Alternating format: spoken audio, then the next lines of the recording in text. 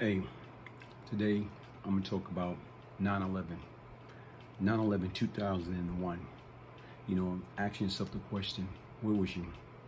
Where were you during the time of 9/11 2001? You know what? Some of the audience probably wasn't even born. But I can remember 9/11 2001. You know, that was the worst attack on U.S. soul. I can remember being in Colorado at the time. I was asleep. I was working for What Can Brown Do For You, UPS. You know, I was a recruiter and interview back then. And I can remember like getting that phone call. And when I picked up the phone, like wiped the cold out my eye, it was one of my auntie. And she was just telling me, like, turn on the news, turn on the news. Mind you, it was a 2 hours different time from, you know what I'm saying, South Carolina to Colorado. So when I turn on the news, and you know, I'm still druggy, still sleepy, and when I turn on the news, you know, what I see one plane going through the World Trade Center building. And I'm like, whoa, like what the heck is this? And as you know, you just still trying to figure out, like, man, like what is going on? This is crazy. A plane going through the World Trade Center building, a plane going through the Twin Tower, and then just like that, you see the other plane going through the other Twin Tower. You know, so it hit Tower 1, then it hit Tower 2. So I'm like, whoa. So even then, still being druggy, still being like out of it, but you know, they got my attention. I'm up, I'm about, I'm looking, I'm in awe. I couldn't believe it.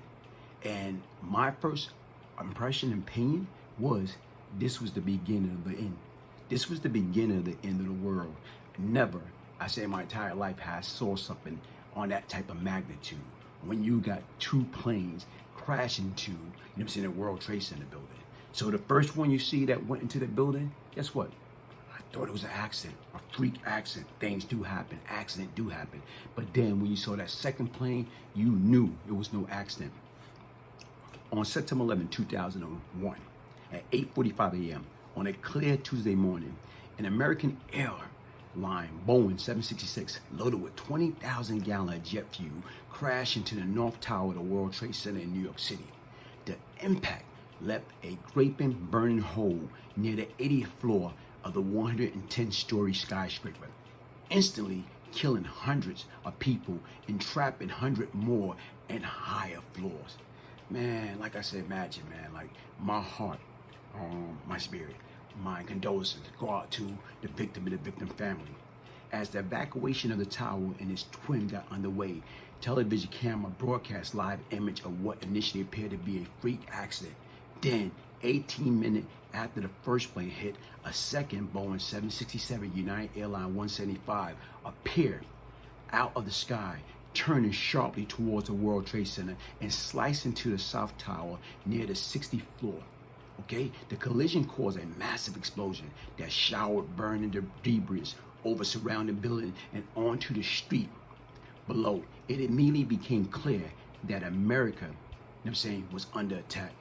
You know, and like, look at that. I'm saying just like that. Just like that. You know what I'm saying? Americans under attack.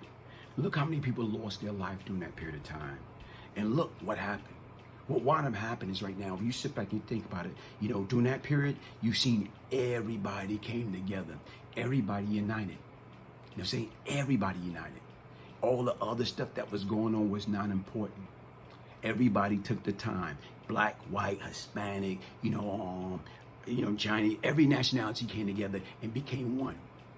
As everybody tried to focus on what was going on, where these attacks was coming from, what was next. Okay, if they hit New York City, the Twin Tower 1 and 2, the World Trade Center, what was next? You know what I'm saying? No one or no country was exempt. So you know what? Everybody started strategizing and come up with the plan. Then you know what? Then it came out, you know what I'm saying? Who started Al-Qaeda? You know what I'm saying? Al-Qaeda, that's where it came from. Osama bin Laden. So, you know, sit back, folks.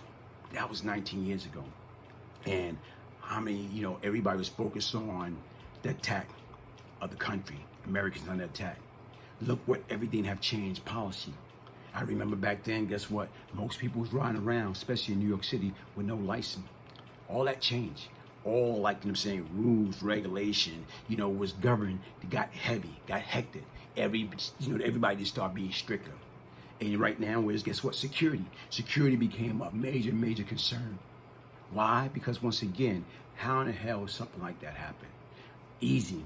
When you got sick individual, and when you got individual that hate a country, or hate people because of the color of their skin, or hate the country because of what they represent, you know what? Something is bound to happen.